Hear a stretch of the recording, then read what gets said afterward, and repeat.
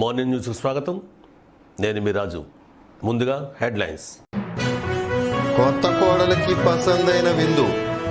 పశ్చిమ గోదావరి జిల్లా భీమవరంలో 150 రకాల వంటకాలతో కోడలికి అత్తమామలు విందు పసందు.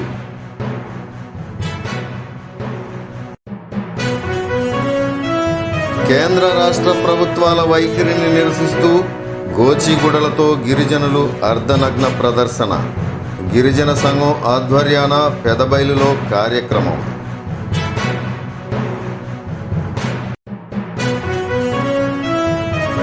భీమిలిలో కిడ్నీ వ్యాధిగ్రస్తునికి చేయూత. 1,30,000 సాయం అందించిన స్థానికులు.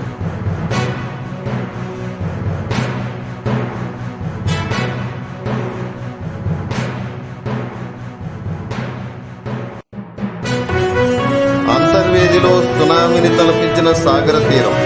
ఎగసి పడుతున్న రాకాసి అలలు. భయాందోళనలో స్థానికులు.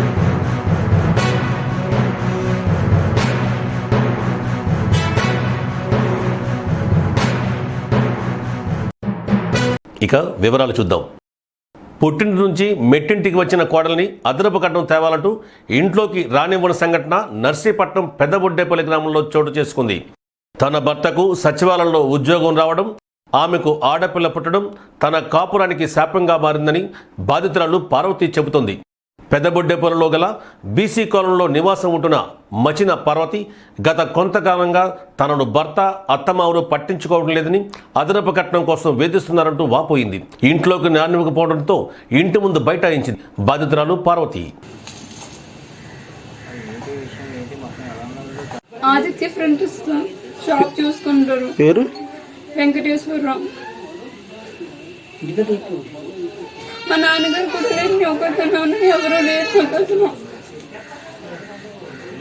ప్రపంచ ఆదివాసుల దినోత్సవం సందర్భంగా రాష్ట్ర ముఖ్యమంత్రి మా ఆదివాసులకు ఏమి ఇచ్చారో సమాధానం చెప్పాలని గిరిజన సంఘం జిల్లా ప్రధాన కార్యదర్శి కొమ్మ పృథ్వీరాజు ప్రశ్నించారు.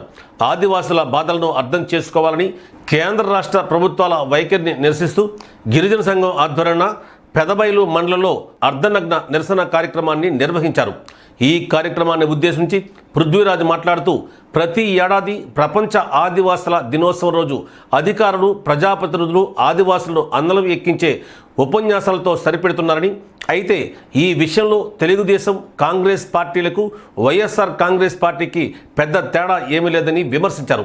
ఆదివాసులకు కావలసింది పొగట్టలు, ఉపన్యాసాలు, హామీలు కాదని, నిజంగా కేంద్ర రాష్ట్ర ప్రభుత్వాలకు ఆదివాసుల పట్ల చిత్తశుద్ధి ఉంటే, ఆదివాసుల సంస్కృతి సాంప్రదాయాలపైన గౌరవం ఉంటే రాజ్యాంగంలో పేర్కొనబడిన చట్టాలను, హక్కులను 100% అమలు చేసినప్పుడే పాలకులపై ఆదివాసులకు గౌరవం ఉంటుందని దుయ్యబట్టారు. గోచీల ప్రదర్శన చేయటం జరుగుతుంది. దీనికి ప్రధాన కారణం కేంద్ర రాష్ట్ర ప్రభుత్వ విధానాలకు వ్యతిరేకంగా ఈరోజు ఈ కార్యక్రమాన్ని చేపట్టాం. ఈరోజు మాకు మిగిలిందేమీ లేదు. ఆదివాసులకి ఈ గోచి ముక్కయే మిగిలినటువంటి పరిస్థితి ఉంది. భవిష్యత్తులో ఈ గోచి ముక్క కూడా పీక్కునేటటువంటి పరిస్థితుల్లో ఈరోజు రాష్ట్ర ప్రభుత్వం విధానాలు ఉన్నాయని చెప్పేసి మేము ఈ సందర్భంగా తెలియజేస్తూ ఉన్నాం. దయచేసి ముఖ్యమంత్రి గారు ఈ విషయం పైన ఆలోచన చేసి గిరిజనుల యొక్క సమస్యను పరిష్కారం చేయాలని చెప్పేసి మేము విజ్ఞప్తి కోరుతూ ఉన్నాం. అయితే ప్రధానంగా గత ఏడాది నేటికి 16 నెలలు అవుతుంది సుప్రీంకోర్టు జీవో నెంబర్ 3ను కొట్టివేసి రూల్ ఆఫ్ రిజర్వేషన్ అమలు కోసం గిరిజనుల్ని ద్రోహం చేసేటటువంటి పద్ధతిలో 100% ఉద్యోగాలు స్థానిక గిరిజనులకి ఇవ్వలేమనేటటువంటి పద్ధతిలో సుప్రీంకోర్టు కొట్టివేసినప్పుడు రాష్ట్ర ప్రభుత్వం ముందుకొచ్చి మేము ఆదివాసుల కోసం మేము ఉన్నాం, మీకేం భయం లేదు, మేము రివ్యూ పిటిషన్ సుప్రీంకోర్టుకు వేస్తాము అని చెప్పినటువంటి ప్రభుత్వం ఇప్పుడు దాకా ఏం చేస్తుంది? మీనమేసలు లెక్క పెడుతున్నటువంటి పరిస్థితి ఈరోజు కనిపిస్తూ ఉన్నాయి. కాబట్టి ఇటువంటి విధానాల్ని మీరు మానుకోవాలి. ఈ మధ్య కాలంలో సాంఘిక సంక్షేమ ద్వారా ఒక ఉత్తర్వుల్ని జారీ చేయడం జరిగింది ప్రభుత్వం. సుప్రీంకోర్టు ఇచ్చినటువంటి ఏవైతే తీర్పు ఉన్నాయో ఆ తీర్పుకు అనుగుణంగానే మేము వెళ్ళగలగాం వెలవగలుగుతాం తప్ప ఆదివాసులకు మేము న్యాయం చేసేటటువంటి పరిస్థితిలో లేదని చెప్తా ఉంది.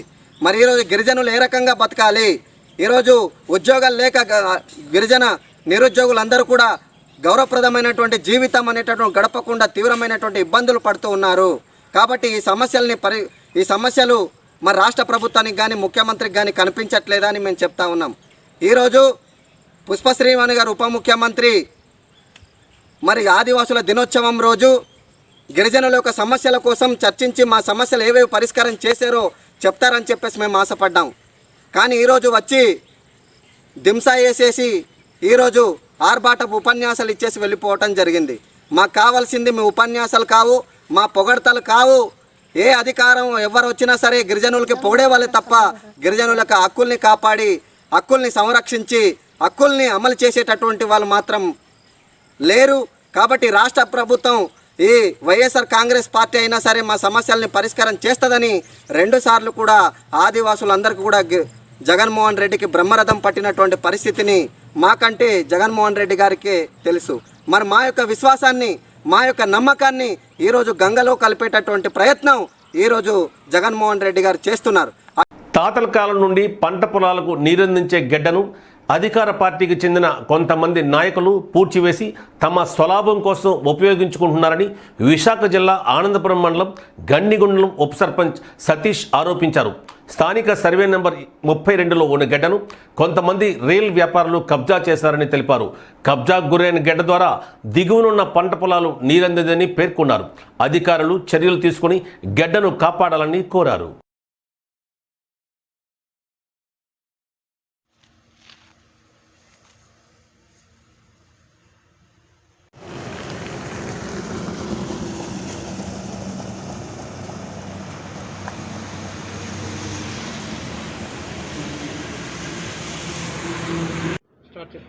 నా పేరు సియాదర్ సతీష్, గండిగుండం గ్రామం యొక్క ఉప సర్పంచ్గా మాట్లాడుతున్నాను. సర్వే నెంబర్ 32లో ఉండేటువంటి గెడ్డ, ఎప్పటి నుంచో ఉండేటువంటి గెడ్డ కొంతమంది అధికారం నాయకులు అయినటువంటి వ్యక్తులు రియల్ ఎస్టేట్ వ్యాపారాలతో కుమ్మక్కయి ఎప్పటి నుంచో ఉన్నటువంటి ఆ గెడ్డ నుంచి చెరువు వాటర్ వచ్చేది, పంట పొలాలకి వెళ్ళేది. అక్కడి నుంచి వచ్చే వర్షం నీరు అక్కడ స్ట్రక్ అయిపోయి పంట పొలాలకు వెళ్ళలేని స్థితి ఈరోజు అక్కడ మనకు కనిపిస్తుంది. ఆ సర్వే నెంబర్ 32లో ఉండేటువంటి గెడ్డ వెంటనే దీనిపైన జిల్లా ఉన్నత అధికారులు దీనిపైన స్పందించి యథాతథిగా ఉండేటువంటి దాన్ని పునరుద్ధరించాలనేసి నేను గండిగుండం గ్రామ ఉప సర్పంచ్గా మాట్లాడుతున్నాను. పేద ప్రజలకు ఇల్లులు నిర్మించాలని తెలుగుదేశం ప్రభుత్వ హయాంలో కేంద్ర రాష్ట్ర ప్రభుత్వాలు కలిసి 7,59,000 ఇళ్లను మంజూరు చేయడం జరిగిందని, అప్పటి తెలుగుదేశం హయాంలోని సుమారు 2,70,000 ఇళ్లు దాదాపు గృహప్రవేశాలకు సిద్ధమైన దశల్లో ఉన్నాయని మాజీ మంత్రి చింతకాల అయ్యన్న పాత్రుడు తెలిపారు. వైసీపీ ప్రభుత్వం వచ్చి 2 సంవత్సరాలు పూర్తయినప్పటికీ ఆ ఇళ్లను ఇప్పటికీ కూడా పేదవారికి ఇవ్వలేదని మండిపడ్డారు.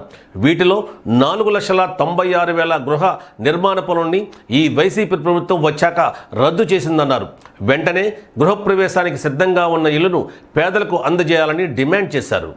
ఉపరాష్ట్రపతి ఉన్నటువంటి వెంకయ్యనాయుడు గారు మంత్రిగా ఉన్నారు. వారితో మాట్లాడిన తర్వాత వారు సహకారంతో టిట్కో హౌసింగ్, అదేంటి అర్బన్ హౌసింగ్, ఒక బ్రహ్మాండంగా కట్టాల 2 bedroom housing, single bedroom houses కట్టాలని చెప్పే ఉద్దేశంతో ఒక నిర్ణయం తీసుకొని కేంద్ర ప్రభుత్వం కూడా ముందుకు రావడం జరిగింది. ఆ రోజుల్లో కేంద్ర ప్రభుత్వం వెంకయ్యనాయుడు గారు మన రాష్ట్రానికి 7 లక్షల ఇళ్ళు ఇచ్చారు. ఆ 7 లక్షల ఇళ్లలో కొంత డబ్బు కేంద్ర ప్రభుత్వం, కొంత డబ్బు రాష్ట్ర ప్రభుత్వం పెట్టుకొని, అలాగే సైట్ కూడా రాష్ట్ర ప్రభుత్వం ఇచ్చి కొంత బ్యాంకు లోన్ తీసుకొని మంచి ఇల్లు కట్టాలని చెప్పి ఆలోచన చేసి కార్యరూపం కూడా దాల్చడం జరిగింది. ఆ విషయం ఎంత తెలిసి శంకుస్థాపన చేశారు. ఆ ప్రభుత్వంలో బెనిఫిషరీస్ని కూడా సెలెక్ట్ చేసాం. బెనిఫిషరీస్కి అలాట్మెంట్ లెటర్స్ కూడా ఆ రోజుల్లో మున్సిపల్ ఆఫీసర్ల చేత సంతకాలతో లెటర్లు కూడా ఇచ్చారు. బ్రహ్మాండంగా ఇల్లు ఆంధ్ర రాష్ట్రంలో ఎక్కడ చూసినా. అదృష్టం ఏంటంటే వెంకయ్యనాయుడు గారు భారతదేశంలో ఏ రాష్ట్రానికి ఇన్ని ఇల్లు ఇవ్వలేదు, ఆంధ్ర రాష్ట్రంలో ఆయన ఇల్లు ఇచ్చారు మనకి. ఆ ఇల్లు కూడా ఇంచుమించు చాలా మటు పూర్తయిపోయి, కొన్ని చోట్ల 70% అయింది, కొన్ని చోట 80% అయింది. మా దగ్గర అయితే 93% కూడా అయిపోయింది. ఆ ఇల్లు ఇప్పుడు ఈ ప్రభుత్వం వచ్చి 2.5 సంవత్సరాలు అయింది, అతి గతి లేకుండా పట్టించుకోకుండా పక్కన పడిస్తారు. ఎంత డబ్బు అండి ఇది?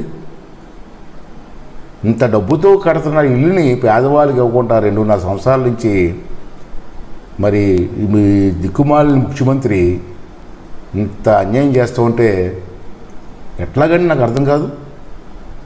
మరి ముఖ్యమంత్రి బుర్ర లేదు, పిచ్చి తొక్కులకు. మరి బొత్స సత్యనారాయణ గారు దీని మంత్రి, ఒక సీనియర్ నాయకుడు, అనుభవం ఉన్న వ్యక్తి, అతనైనా మాట్లాడి సరే ఇంత డబ్బుతో ఖర్చు పెట్టాం, చాలా డబ్బు ఖర్చు పెట్టాం, ఇది ఎలా ఉండవాళ్ళు ఇల్లు పాడైపోతున్నాయి, లబ్ధిదారులు కూడా అన్యాయం జరుగుతుంది, దీన్ని ఇమీడియట్గా పంపిణీ చేద్దామని చెప్పి ఆలోచన కూడా బొత్స సత్యబాబు చేయకపోవడం నిజంగా బాధాకరమైన విషయం. ఇవాళ మీరు చూసుకుంటే ఎంత బాధ అంటే మొత్తం కేంద్ర ప్రభుత్వం డబ్బు కానీ రాష్ట్ర ప్రభుత్వం డబ్బు కానీ చూసుకుంటే 22,770 కోట్లండి. చిన్న విషయం అనేది 22,000 కోట్లు.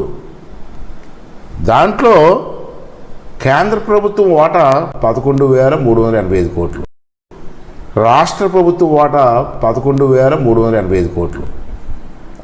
హౌస్ సైట్స్ ఉన్నాయనుకోండి, ఆ ఇల్లు స్థలాలు, అది రాష్ట్ర ప్రభుత్వం కేటాయింపు చేసాం. అది కాకుండా సైట్కి నాకు తెలిసి 5,000-6,000 కోట్లు ఉంటుంది. అంటే ఎన్ని కలిసి 30,000 కోట్ల ఆస్తిని ఎందుకు పనికి రాకుండా పక్కన పడిస్తే 2.5 సంవత్సరాలు అయిందండి. ఎందుకు మీరు అలాట్ చేయట్లేదు? పాప వాళ్ళు లోన్లు తెచ్చుకున్నారు, బెనిఫిషరీస్ డిపాజిట్లు కట్టారు, ఇంత కట్టినా మీరు పక్కన పెట్టిస్తారు, ఎవరు పట్టించుకోవట్లేదు. నేను అందుకే కేంద్ర ప్రభుత్వం బీజేపీ ప్రభుత్వాన్ని కూడా లాస్ట్ టైం రిక్వెస్ట్ చేశాను, సార్ మీరు ఇంత డబ్బు పెట్టారు, కేంద్ర ప్రభుత్వం డబ్బులు కూడా దీంట్లో ఉన్నాయి, దగ్గర 11,000 కోట్ల దాకా ఉన్నాయి, మరి కేంద్ర ప్రభుత్వం పట్టించుకోవాలి కదా. మీ నాయకులు కానీ ఎంపీలు కానీ వచ్చి ఎందుకే ఆ ఇల్లు ఇంత డబ్బు పెట్టావు, ఏమైంది, ఆ ఇల్లు ఏమైంది, ఎందుకు ఇవ్వట్లేదు అడగాలి కదా. లాస్ట్ టైం నేను 4 రోజుల క్రితం మాట్లాడి మీ బీజేపీ నాయకులు ఎందుకు అపార్థం చేసుకున్నారు, నా మీద అపార్థం చేసుకొని నాకు సలహాలు ఇచ్చారు. నేను తప్పే మాట్లాడలే, మీ డబ్బు కూడా ఉందా, కేంద్ర ప్రభుత్వం డబ్బు ఉంది దీంట్లో, ఇల్లులు ఎందుకు పూర్తి చేయలేదు, 2.5 సంవత్సరాలు అయింది, ఎందుకు ఇవ్వట్లేదు అని చెప్పి అడగండి, గట్టిగా అడగండి, కమిటీ పంపించండి. మొన్న కూడా నర్సీపట్నం మొన్న నిర్మలా సీతారామన్ గారు వచ్చారు, మా ఊరు అల్లూరు సీతారామరాజు గారి కార్యక్రమం అంటూ వచ్చారు, చాలా సంతోషపడ్డాం మేము. వచ్చి ఆ కార్యక్రమం చూసి వెళ్ళిపోయారు. మా నర్సీపట్నంలో కూడా ఇంచుమించు చాలా ఇళ్ళు ఉన్నాయి, 2,592 ఇళ్ళు ఉన్నాయి నర్సీపట్నంలో, 92% పూర్తయిపోయి, పట్టించుకోలే. కనీసం నిర్మలా సీతారామన్ గారిని అక్కడ తీసుకెళ్ళి ఉంటే, మన నర్సీపట్నం తీసుకెళ్ళి ఉంటే ఆమె చూసి అతను ఒక అవగాహన వచ్చి అన్ని యాక్షన్ తీసుకొని వచ్చిందంటే ఫైనాన్స్ మినిస్టర్ ఆవిడ, ఇంత డబ్బు పెట్టాం కదా ఎందుకు కట్టలేదని గట్టిగా అడిగిన ఆవిడ. కానీ మరి బీజేపీ నాయకులు ఎందుకు తీసుకెళ్ళదు నాకు అర్థం కాలే. తీసుకెళ్ళి ఉంటే ఈ సమస్యకు పరిష్కారం వచ్చును, పేదవాళ్ళకి న్యాయం జరుగును. ఇప్పుడు ఏం చేశారు, ఇల్లు పూర్తి చేయలేదు కానీ ఆ పార్టీ రంగులు మాత్రం వేసేసారు ఇళ్ళకి. పిచ్చి చోకులకు కాకపోతే ఏమంటారండి, ఇల్లు పూర్తి చేసి పేదవాడికి ఇవ్వకుండా పార్టీ రంగు వేస్తారండి. ఎప్పుడు పూర్తి చేస్తారు ఇవన్నీ, ఎప్పుడు ఇస్తారు? 2.5 సంవత్సరాలు అయిపోయింది. అంచేత నేను కోరేది ఏంటంటే, ఈవేళ నర్సీపట్నంలో తీసుకుంటే 2,592 ఇల్లు శాంక్షన్ ఇచ్చాం, ఆథరైజేషన్ లెటర్లు కూడా ఇచ్చిస్తాం. నర్సీపట్నం వరకు తీసుకుంటే ఎంత అమౌంట్ తెలుసు మీకు?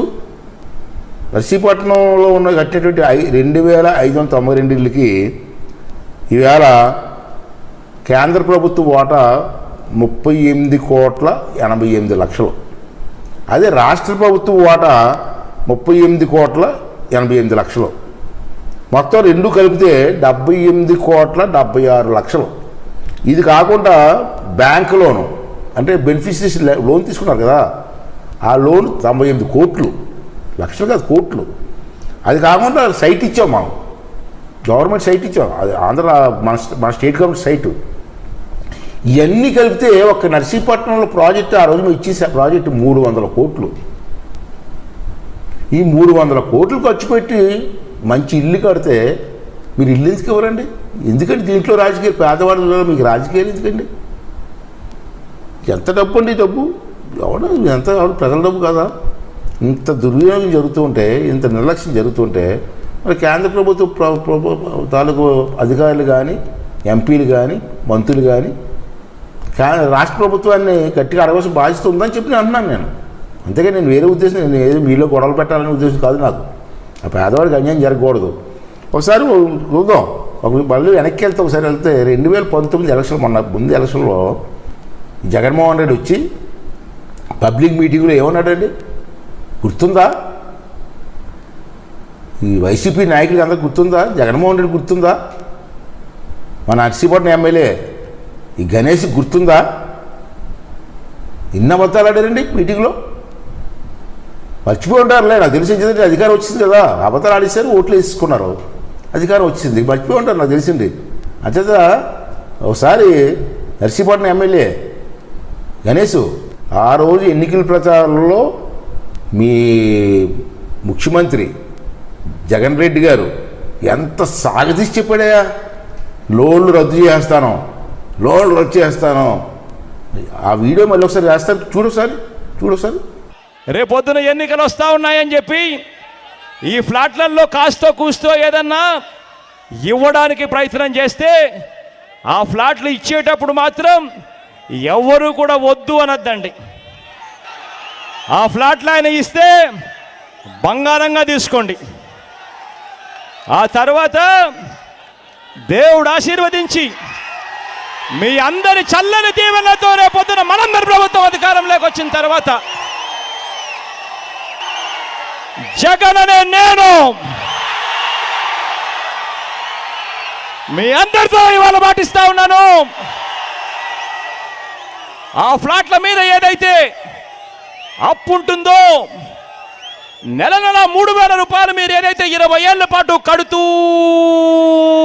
పోవాలో ఆ మొత్తం డబ్బంతా మాఫీ చేసేస్తాను అని చెప్పి మీ అందరికీ కూడా హామీ ఇస్తా ఉన్నా. చూసావా? గుర్తొచ్చింది కదా. మరి దాని సమాధానం ఎవరు చెప్తారు? ఆ రోజు ప్రజలను మోసం చేసి మొత్తం లోన్ అంతా, ఏ లోన్ అంత 98 కోట్లు, అంటే సుమారు 100 కోట్లు నేను మాఫీ చేసేస్తానని చెప్పాను కదా ఆ రోజునే. జనం అంతా నమ్మారు కదా, నమ్మి నీకు ఓట్లు వేసారు కదా, నేను గెలిపించారు కదా, గెలిచి 2.5 సంవత్సరాలు అయిపోయింది కదా, మరి ఇది మాట్లాడలేదు అంటే దీన్ని పెట్టిన అర్థం ఏంటి? చేస్తారా చెయ్యరా? ఇప్పుడు కానీ చెప్పండి, చేస్తారా చెయ్యరా? లోన్లు రద్దు చేస్తారా చెయ్యరా? లేకపోతే మాట తప్పి మడం తిప్పారా? చెప్పాలి కదా. ఎన్నాళ్ళు జనాలు మభ్య పెడతారు మీరు? ఇప్పుడు ప్రకటనలు. లాక్డౌన్ కారణంగా నిత్యావసర సరుకుల కోసం చింత జాస్ కార్డు ఉందిగా మీ చింత. భీమిలి తగరపు వలస పరిసర ప్రాంతాల వారికి శుభవార్త. ఆర్డర్ చేసిన 2 గంటల్లోపే ఎటువంటి డెలివరీ ఛార్జీలు లేకుండా మీ ముంగిటకు ఆన్లైన్ ధరల కన్నా తక్కువ ధరలకు అందించడం మా ప్రత్యేకత. మీకు అవసరమైన నిత్యావసర సరుకులు, కిరాణా మరియు generals, dry fruits, cool drinks మరియు అన్ని కంపెనీల బిస్కెట్లు, చాక్లెట్లు, సబ్బులు, షాంపూలు, fancy and gift items MRP ధరల కంటే తక్కువ ధరలకే. రిటర్న్ సదుపాయం కూడా కలదు. వెంటనే మీ మొబైల్ ప్లే స్టోర్ లో జోస్ కార్ట్ యాప్ డౌన్లోడ్ చేసి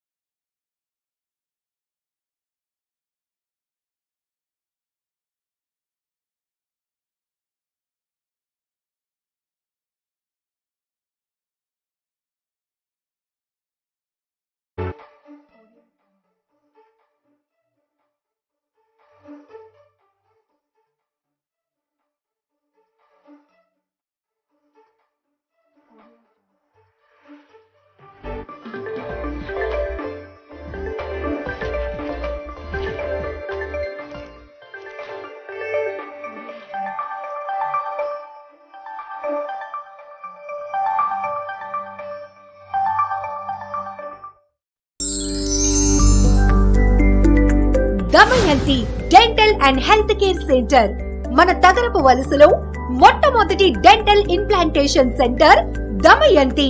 ప్రముఖ దంత నిపుణులు, అపార అనుభవం గల డాక్టర్ సిద్ధార్థ్ కుమార్ దిద్దే గారి ఆధ్వర్యంలో అందరికీ అందుబాటులో ఆధునిక దంత వైద్యం అందిస్తున్న ఏకైక డెంటల్ క్లినిక్. ఎత్తుపళ్ళు, వంకర పళ్లను సరిచేయుట, చిగుళ్ల సంబంధిత వ్యాధులకు అత్యుత్తమ దంత వైద్యం. గారపట్టిన పళ్లకు క్లీనింగ్, స్కేలింగ్, మచ్చలు ఉన్న పళ్లకు టీత్ వైట్నింగ్ ట్రీట్మెంట్ మరియు నొప్పి ఉన్న పళ్లను తీసివేయకుండా రూట్ కెనాల్ దంత వైద్యం మా ప్రత్యేకత. డెంటల్ ఇంప్లాంట్స్ ద్వారా ఫిక్స్డ్ దంతాలు అమర్చబడును. Damayanti dental and health care centre, సంత ఎదురుగా, మెయిన్ రోడ్, తగరపు వలస, విశాఖపట్నం. Welcome back. కిడ్నీ వ్యాధితో బాధపడుతున్న ఓ వ్యక్తికి చేయూతనిచ్చారు కొంతమంది స్థానికులు, వైసీపీ నాయకులు. ఒకటి కాదు, రెండు కాదు, ఏకంగా 1,30,000 జతపరిచి బాధితునికి ఇవ్వడంతో పాటు మేమున్నామని భరోసా ఇచ్చారు. వివరాల్లోకి వెళ్తే విశాఖ జిల్లా భీమిలి మండలం తాడతూరు నగరపాలనకు చెందిన పోలిపుల్లి రామకృష్ణ గత కొంతకాలంగా కిడ్నీ వ్యాధితో బాధపడుతున్నాడు. అతను బ్రతకాలంటే అవయవ మార్పిడి ఒక్కటే మార్గమని వైద్యులు తెలిపారు. విషయం తెలుసుకున్న పంచాయతీ యూత్ ప్రతినిధులు, వైసీపీ నాయకులు కలిపి భీమిలి ఎంపీపీ అభ్యర్థి దంతులూరి వాసరాజు, వైఎస్ఆర్సీపీ ప్రధాన కార్యదర్శి పొట్టూరి చంద్రశేఖర్ చేతుల మీదుగా ఈ మొత్తాన్ని అందించారు.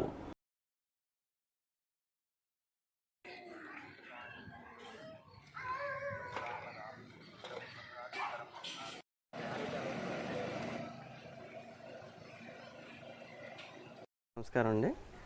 ఈయన పోలిపిల్లి రామకృష్ణ అని ఆయన ఫస్ట్ నుంచి మెకానిక్ అండి, స్కూటర్ మెకానిక్ చేసేవారు. పద్మనాభంలో ఉంటూ మెకానిక్ చేస్తూ అక్కడే ఉండేవారు. అక్కడి నుంచి అక్కడ సరిగ్గా హెల్త్ బాగోలేక ఇక్కడ టీ నగరపాలెం వచ్చేసి ఇక్కడ మెకానిక్ షెడ్ పెట్టుకొని చేస్తుండగా సడన్గా స్ట్రోక్ వచ్చి దాని మీద పెరాలసిస్ వచ్చింది. పెరాలసిస్ మీద మళ్ళీ ఇప్పుడు కిడ్నీ 2 కూడా పాడయ్యి ఆల్రెడీ కిడ్నీ డయాలసిస్ అవుతుంది. ఇప్పుడు ఆల్రెడీ 8 అయిన డయాలసిస్ కూడా పూర్తయ్యాయి ఇప్పటికి. మొన్న రీసెంట్గా కూడా కిడ్నీకి సీకేడియు పెన్షన్ కూడా శాంక్షన్ అయింది. ఇప్పుడు ఏంటంటే గ్రామస్తులు అందరూ కలిపి ఏదో గ్రూప్గా ఏర్పడి ఆయనకి ఏదో చేద్దామనే ఉద్దేశం మీద ఏదో కొంత అమౌంట్ కలెక్ట్ చేసి ఆయనకి ఆర్థిక సాయంగా అందించడం జరిగింది. Thank you. అంతర్వేదిలో భారీ సునామీలా తలపించాడు సముద్రుడు. భారీ కెరటాలతో 2 మీటర్ల ఎత్తు ఎగసిపడుతున్న కెరటాలతో పెరిగి 10 అడుగులు ముందుకు సముద్రం నీటితో పల్ల ప్రాంతాలలోకి పరవలు తొక్కుతూ సునామీని తలపిస్తుంది. దీంతో తీర ప్రాంతంలోని తినుబండారాల షాపులు ధ్వంసమయ్యాయి. సముద్ర గర్భంలో విపత్తుల కారణంగా ఈ సునామీ అయ్యి ఉండవచ్చని స్థానికులు చెబుతున్నారు.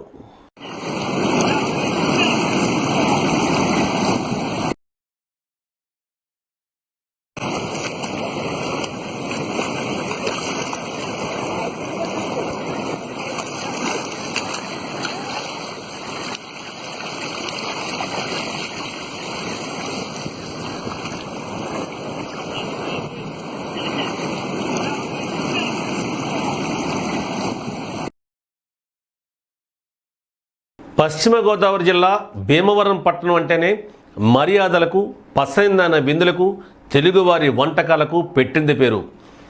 గతంలో ఒక కోడలు అత్తగారి పుట్టినరోజు వేడుకి 60 రకాల వంటకాలు చేసి శబాష్ అనిపించుకుంది. ఈసారి కొత్తగా వచ్చిన కోడలకి మామగారు 150 రకాలు నోరు నుంచే ఐటమ్స్తో విందు ఏర్పాటు చేసి వారవా అనిపించుకున్నారు. వివరాల్లోకి వెళ్తే పశ్చిమ గోదావరి జిల్లా భీమవరం పట్టణానికి చెందిన తుంపూడి వెంకటకృష్ణ తన అన్నగారి కోడలు వివాహమై ఇంటికి వచ్చిన సందర్భంలో ఆమె జన్మదిన వేడుకలు ఘనంగా నిర్వహించారు. ఈ పసందైన వంటకాలు తిలకించేందుకు పెద్ద సంఖ్యలో బంధుమిత్రులు తరలివచ్చారు.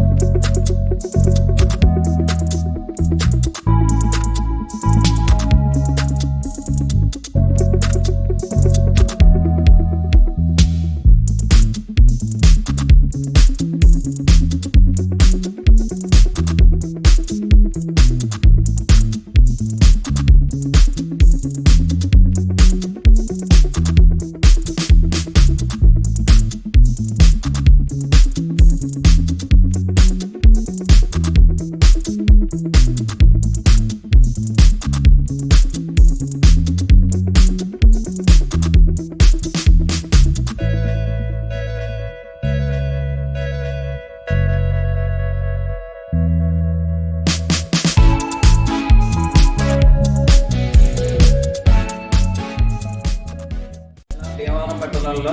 నా పేరు తుంకూడి వెంకట కృష్ణగుప్త. మా అన్నయ్య గారి కోడలు మొదటి పుట్టినరోజు సందర్భంగా ఈ రోజు సుశీల్ నెస్ట్లో పుట్టినరోజు సందర్భంగా ఇంటి దగ్గర పిండి వంటలు చేయటం అనేది 95 రకాలు.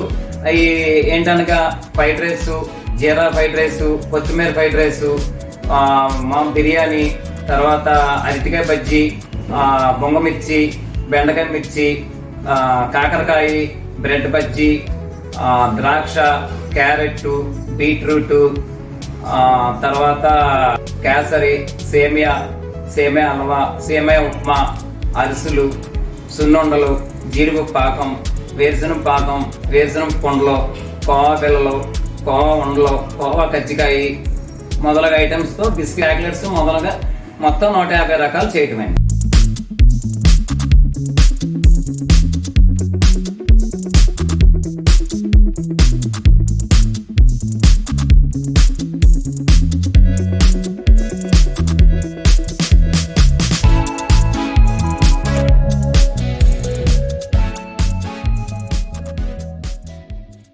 జగన్ ప్రభుత్వం అధికారంలోకి వచ్చినప్పటి నుండి దళితులపై పగ ప్రతీకారం తీర్చుకోవడమే లక్ష్యంగా పాలన సాగుతుందని మాజీ శాసనమండలి సభ్యులు, అనకాపల్లి పార్లమెంట్ నియోజకవర్గ అధ్యక్షులు బొద్ద నాగజగదీశ్వరరావు అన్నారు. అందుకు నిరసనగా రాష్ట్ర వ్యాప్తంగా దళిత ప్రతిఘటన కార్యక్రమాన్ని భీముని గుమ్మం అంబేద్కర్ విగ్రహం వద్ద చేపట్టామని తెలిపారు. ఆంధ్రప్రదేశ్లో వైసీపీ గడిచిన 25 నెలల్లో దళితులపై జరిగిన దాడులు, దౌర్జన్యాలు, హత్యలు, హత్యాయత్నాలు, దళిత మహిళలపై మానభంగాలు గతంలో ఎన్నడూ జరగలేని విధంగా జరిగాయని ఆరోపించారు.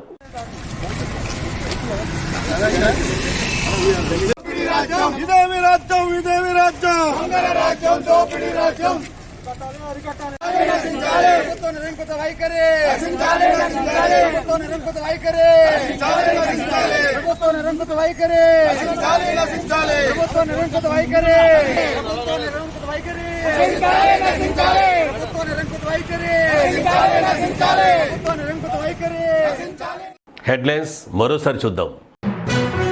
కొత్త కోడలికి పసందైన విందు.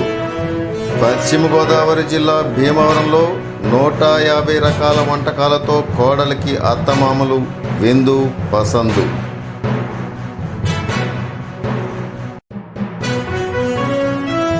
కేంద్ర రాష్ట్ర ప్రభుత్వాల వైఖరిని నిరసిస్తూ గోచిగుడలతో గిరిజనులు అర్ధనగ్న ప్రదర్శన. గిరిజన సంఘం ఆధ్వర్యాన పెదబైలులో కార్యక్రమం.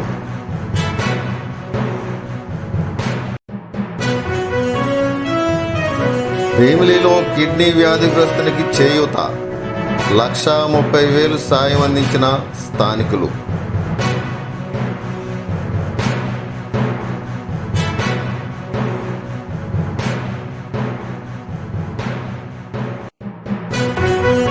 అంతర్వేదిలో సునామీని తలపించిన సాగర తీరం. ఎగసి పడుతున్న రాకాసి అలలు. భయాందోళనలో స్థానికులు.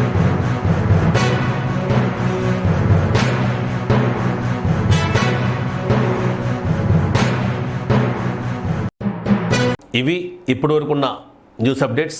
మరిన్ని అప్డేట్స్తో రేపు ఉదయం ప్రసారమయ్యే బులెటిన్లో మళ్ళీ కలుద్దాం. అంతవరకు సెలవు. నమస్కారం.